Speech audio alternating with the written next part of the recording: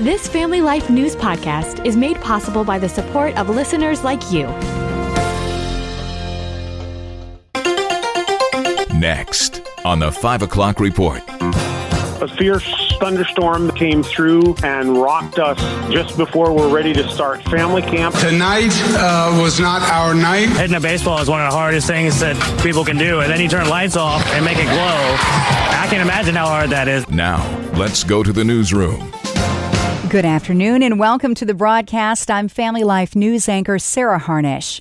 President Trump is on his way back from the NATO conference in the Netherlands. He held one more press conference before boarding the plane and told the press a CNN story that Iran moved its nuclear weapons before the American strike isn't true. The site is obliterated, and we think everything nuclear is down there. They didn't take it out. President Trump says mission accomplished. We've collected additional intelligence. We've also spoken to people who have seen the site. They didn't take it out. White House Press Secretary Caroline Leavitt says the CNN story was fabricated. It's not a coincidence that it was written by the exact same CNN reporter who wrote the original story, falsely alleging that the Hunter Biden laptop was Russian disinformation. The American public are smarter than this, and they should know the truth. President Trump completely and totally obliterated the capability of Iran to produce a nuclear weapon, and the world is safer today because of his historic efforts. A big win for the president at NATO today. Other countries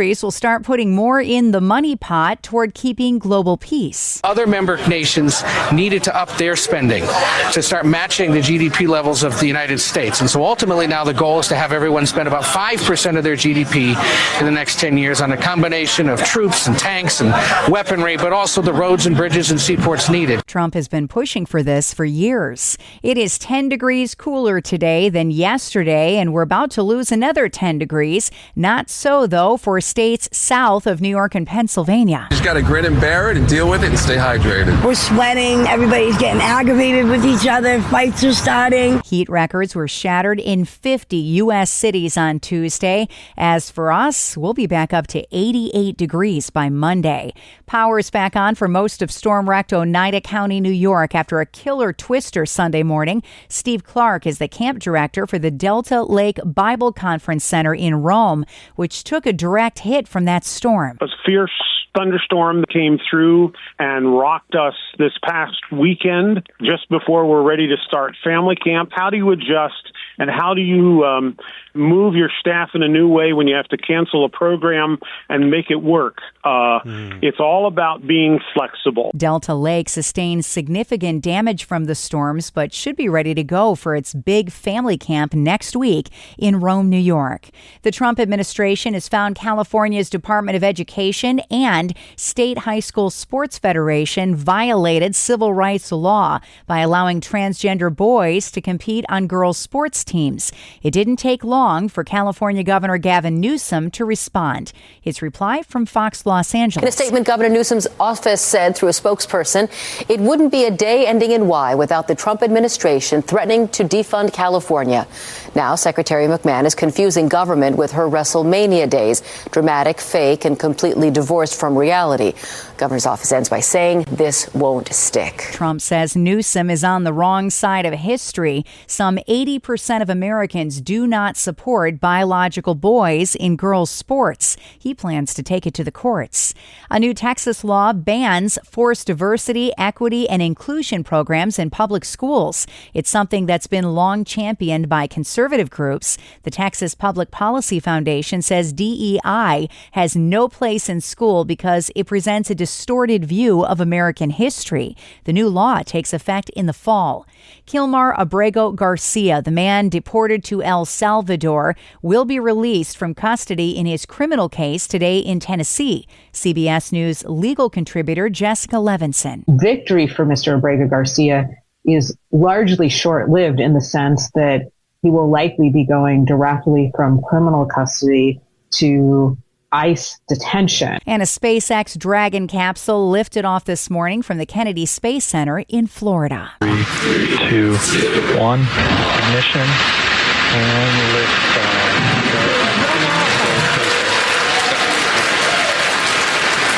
three nations, a new chapter in space takes flight.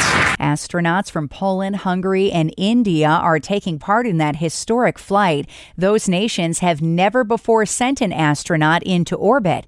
Piloting the mission is 65-year-old American Peggy Whitson. It's her 5th time in orbit. America's most experienced astronaut has already logged a record 675 days in orbit, first with NASA and now with Axiom Space. It's just exhilarating living in an environment so different than what we have here on Earth, and having adapted to that environment, it is fun for me to share my experience with the rookie flyers that are going with me. Her crewmates are government-sponsored astronauts from India, Poland, and Hungary. They'll perform around 60 scientific studies aboard the ISS during their 2-week stay. The SpaceX capsule will dock tomorrow with the International Space Station.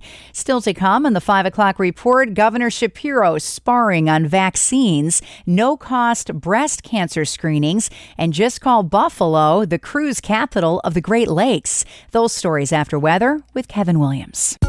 We were going into the second half of the work week with expectations of lower temperatures but rising chances for rain. This the result of the arrival of a cold front. Our call for the night tonight, some clouds, a stray shower, or even a rumble of thunder in places. Low temperatures will range in the 60s. Now for tomorrow and Friday, plenty of clouds. There'll be a few scattered showers and an embedded thunderstorm or two as well. It will be cooler than recent days. High temperatures tomorrow will range in the 70s to around 80. High temperatures on Friday will range in the mid-70s to the middle 80s. Thank you, Kevin. Checking the stories making news where you live across New York and Pennsylvania.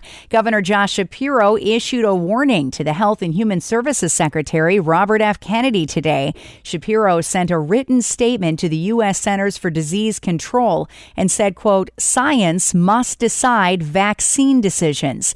The governor urging Kennedy and his newly appointed vaccine advisory panel to adhere to science-based recommendations to ensure public health. Kennedy has insisted he is not anti-vaccine, but he will work tirelessly using clinical studies until the root of many diseases are found. RFK's team is doing a top-down study of vaccine schedules, interactions, and adverse reactions. It was a no-go for Cuomo. The former governor lost the Democratic primary last night to a 33-year-old self-proclaimed socialist named Zohran Mamdani. Tonight was not our night. Tonight was Assemblyman Mamdani's night. Cuomo may run for governor in the general election as an independent. The current mayor, Eric Adams, is planning to do just that. He spoke this morning to Fox News and blasted last night's winner, Mamdani. He's a snake oil salesman. Mm-hmm. He will say and do anything to get elected. Adams says Mamdani wants social workers to replace police and institute a $30 an hour minimum wage in New York City. The Pennsylvania Senate has passed in a unanimous vote a measure that expands no-cost breast cancer screenings. It requires health insurance companies cover the cost of mammograms. There's a lot of folks that don't go to the doctors. They don't check for lumps because they can't afford to go to a doctor. So now with today's legislation, Senate Bill 88, they don't have to worry about it. The barrier is gone. That bill now heads to the State House for consideration.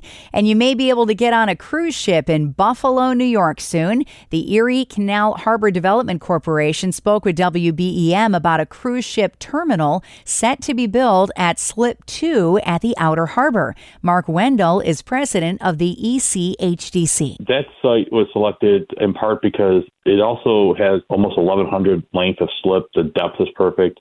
It allows us to have a small area that can be secured for Customs and Border Patrol. It can receive up to the largest boat on the Great Lakes cruising with ease. So it gives us a lot of flexibility. The plan is to make Buffalo a home port rather than a port of call. A home port is where a cruise begins. No word yet on the timeline. Next at 5, a closer look at the proliferation of sports betting. Family Life's Martha Manikas Foster speaking with pastor, professor, and former Division I football player, Dr. Rashawn Frost. Let's listen in. It really took off in 2018. The U.S. Supreme Court struck down the Professional and Amateur Sports Protection Act. what the Supreme Court did in striking down what they call PAPSA, they left the issue to the states to decide. Mm-hmm. As of last year, actually, 2024, 38 states, including the District of Columbia, they have legalized sports betting. And on top of that, it's on the ballots of several other states. So because we're not generally, I feel, hearing about the dangers of gambling in church, how dangerous is gambling morally, spiritually, financially? And if we're community-minded and Jesus calls us to be very concerned about our neighbors, how can easy access gambling hurt not just individuals, but entire communities? You're right. Unfortunately, we don't speak as a church about gambling or the dangers of gambling anymore. And there are several problems. Moral dangers, the spiritual dangers, the financial, and I would also add relational as well. They actually overlap. So I always like to start with the great commandment. Okay. To love the Lord your God with all of your heart, mind, soul, and strength. And then to love your neighbor as yourself. The problem with gambling is that it thrives on idolatry. It thrives on covetousness. It places the love of money above the love of God.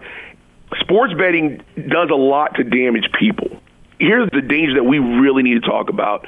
There's actually an increase of male to female interpartner violence. There's actually an 11% increase. So you're finding that Super Bowl weekend, because of sports betting, there's going to be an increase in domestic violence. Oh my.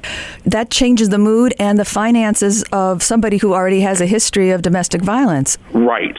So you got the interpartner violence, you got family violence. Also, those who engage in sports betting also binge drink at disproportionate levels than those who don't participate in sports betting.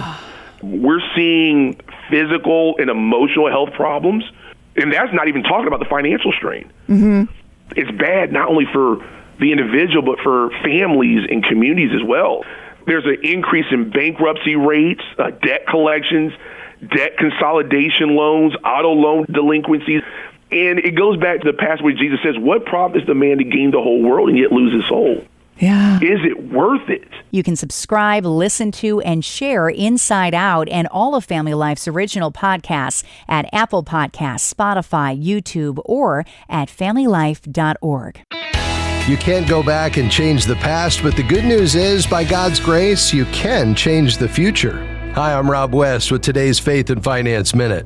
We've all made decisions that we'd like to go back in time and change. Buying a fancy SUV seemed like a great idea last year. Today, maybe not so much, especially if you can't make the payments. So what's the key to changing your future? Take the first step. You might need to sell something, downsize, or shift your lifestyle to avoid relying on credit. It won't be easy, but it will be well worth it. And you don't have to do it alone. The bottom line, real change starts with a first step of faith. For guidance, connect with a certified Christian financial counselor at faithfi.com. Just click Find a Professional.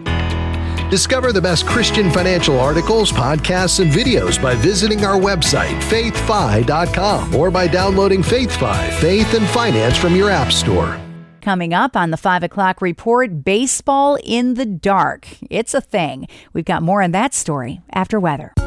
We were going into the second half of the work week with expectations of lower temperatures but rising chances for rain. This the result of the arrival of a cold front. Our call for the night tonight, some clouds, a stray shower, or even a rumble of thunder in places. Low temperatures will range in the 60s. Now for tomorrow and Friday, plenty of clouds. There'll be a few scattered showers and an embedded thunderstorm or two as well. It will be cooler than recent days. High temperatures tomorrow will range in the 70s to around 80.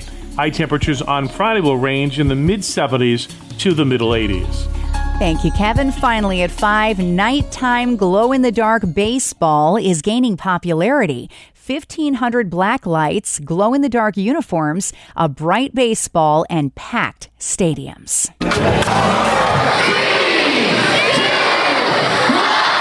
It started in a suburb in Richmond, Virginia, with players from 2 teams. They used to play college or minor league ball, and now it's grown to 9 states. Hitting a baseball is one of the hardest things that people can do, and then you turn lights off and make it glow. I can imagine how hard that is. Owner Chris Martin. What kind of a reaction have you gotten from fans?